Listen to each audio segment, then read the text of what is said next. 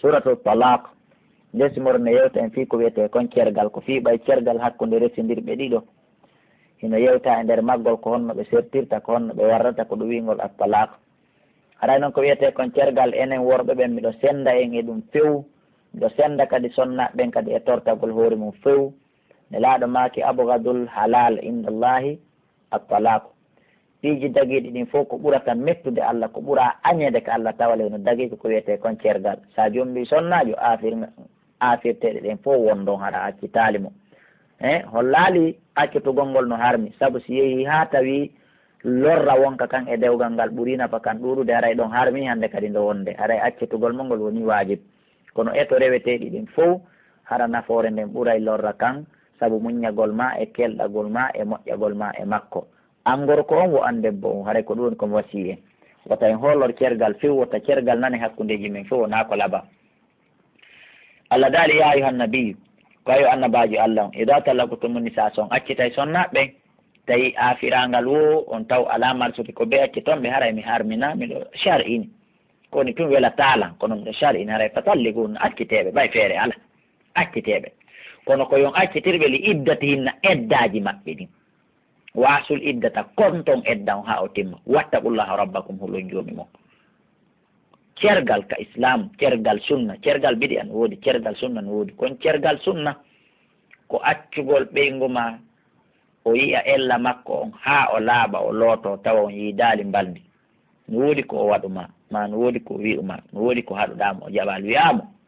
e nele ɗa hande e gerdi ɗum ɗo ha mi ronki a jaɓali ila hande mi accitima wowlande wotere na wi muɓu haɓana na wi mi acciti wowlande wotere mi accitima ila ɗon noon edda on o eddino ka nder galle ma liɓanamo dépense no wowiri yewtida e makko no wowiri jonnamo dépense makko no wowiri o wonta ka nder galle toon konton noon edda on andinini mo laaɓi wona ɗon ha o tuuna mi mana o yiya ella o laaɓa woni go'o wona ha o yiya ella o laaɓa woni ɗiɗi ka o yi ella o laaɓi tataɓum ɗum a artiral mum haray terminé haray hande kadi kergal ngal waɗi hakkudeji moon haray sa jombitaymo ko ya toromo okkeɗa mo waɗa sadabu no waɗirnoɗa noon ko ara num enda son faabi e nder o edda timmude e nder ɗi lebbi tati e nder o eddaji tati ko wiya ɗon yo on kontu ɗo mi mana ko tuuna laaɓa ko ɗum woni eddaji tati kontiteɗi ɗin si a ninsi e nder ɗum haray ɗa wawi mo artirde ko alda e toragol ko alda e waɗugol sadabu hay e hunde ko ya waɗu tun seede mi wanno on seede mi joɗɗini o edda mi accitimo kono joni min yewti min famodiri nder ga ma mi ninsi ma o ninsi joni haray mi artirimo ɗon a waɗata ko wiyete sadabu hunde a waɗata toro okke hunde ɓe seedinoɗa ɓen a joɗɗinimo edda a acciti ko ɓen kadi seedintinta a artiri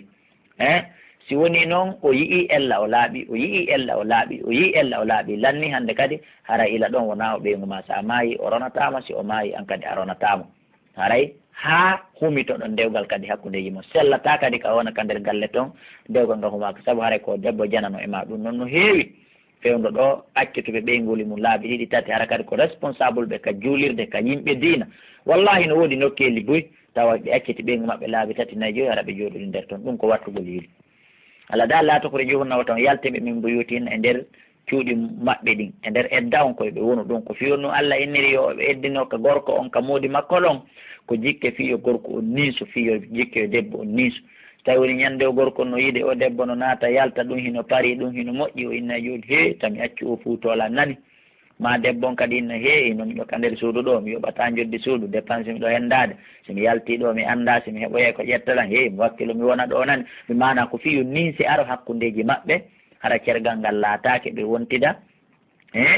ɗiɗi e fiyo ando kadi so tawi woni himo reedani gorko on haray andoto so yaadi e reedu noon andoto ko reedu gorko mo woni iwde on kamum wona gorko mo tawoyo ko fi ɗum ɗo hikma Allah wiiri yo edda on waɗi wona wiigol parangan tan yo debbo on yo waɗoya edda on kama si wona hara musiba hula hakkude maɓɓe haray ɗum ɗon hana ko yo eddino nder ton awa Allah teɗuɗo to ɗon daali illa an yatina sowona ɓe adda bi fahishatin bone mo bayyinatin feeñiɗo so tawi woni ɓe adde zina ma ɓe ƴettude laaɓi ɓe inna ɓe tufa e goɗɗo ka nder galle ton hara ɗon yoɓe yalto ɓe eddiniroyo ka mawɓe maɓɓe ɓe so wona ɗum koye ɓe eddiniro ka galle muudi maɓɓe ko ɗum hani wa tilka ɗum ɗo hududullahi ko keeri sari Allah ni wa man yata'adda kala jaggotoɗo hududallahi keeri sari Allah ɗin faqad zalama nafsa wallahi ara o toñi hoore makko wona goɗɗo de o toñi la tadri a anda ko waɗi si Allah wi o debbo jooɗo edda ka moodi makko nder ton la'alla allaha hino gasa Allah yuhdisu o fuɗɗay ba'da dalika ɓaawo ko gorko on wi kon acciti amran fiyake goo honɗum yurmodirgol wontida no gasa ɗum fa ida balagna so tawi no woni ɓe timmini ajalahunna laje maɓɓe ɗe ɓe mana gorko on jooɗike ha debbo on timmini edda mum on lebbi tati gorko on nin sal debbo on nin sal haray hande kadi fa amsikurna ko yon jogitoɓe ɓe marufi no moƴƴiri kono noon jogiɗagol ngol ko yawgol torito e junngo wali on waɗa sadago wondon no moƴƴiri hande kadi aw faare ɗo hunna bi ma'ruf ma acci toon ɓe no moƴƴiri ɓe mawɓe bagage maɓɓe on ɓe yaha ko gotel e ɗiɗo ɗiɗi hande kadi wasidu seedintino nda wawi adilin jomiraɓe nun ɗal ɗiɗo min kom jeeyaɓe e moɗon ka joɗɗingol edda o ka artirgol wosi on artiray ka accutugol wosi on accitay waɗe seede waɗimo shahadata ñiɓino seede yagal ngal lillahi fi Allah dalikum ko ɗum ɗo mo on yu'azu bihi on waajorama ɗum man kana kala laatiɗo yu'minu billahi mo gomɗini Allah wal yawmil akhir e ñalande sakkitinde wa man yattaqilla kala hulɗo Allah yejji Allahu Allah waɗanaymo makhrajan yaltirgal e kala probléme mo naati wa yarzuqu arsika mo kadi min hayto la yahtasibu nokku kaw andira kaw miijira kaw sikkira wa man yatawakkal ala Allah kala hoolorɗo Allah fa huwa hasbu enele haray Allah gaynanaymo inna allaha na Allah balighu amri o yettinay fiyake makko ɗen hay so tawi woni woɓɓe goo yiiɗa kadi jaala allahu gomɗi Allah waɗani li kulli shay'in kala hunde qadaran eɓɓore wallahi ɓeɗo sonnaɓe yeyisna taƴiɓe minal mahidi immorde fiilagol o andi sonnajo si duuɓi ɗin towi pande hande kadi o naymo fiilotako o wawi o gorko min ni sawi kom immorde sonna e moɗon ɓe inirtabitum son sikkitike cergal hakkude mon e maɓɓe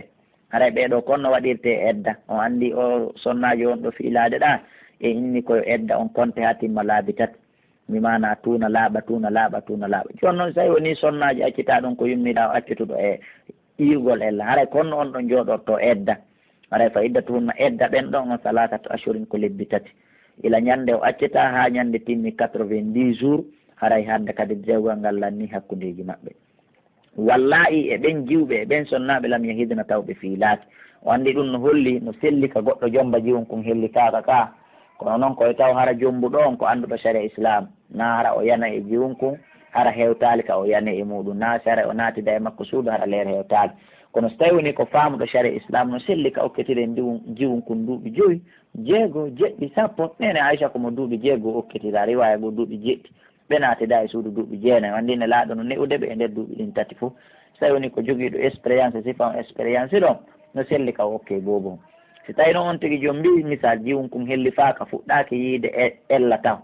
o découragé e jiwon kon o acciti kon hara edda kon ɗon kadi ɓay kon fuɗɗaki yiide ella sakkona en kontay laaɓa tuuna on hara edda makko no wawa edda yummirawo accutuɗo yiide ella men nda son famille musidɓe julɓe kala ko on famali nodde ka numéro téléphone ji inchallah en faltodiray ko hedditi kon 67 60 53 09 même numéro e réseau ji ɗin fof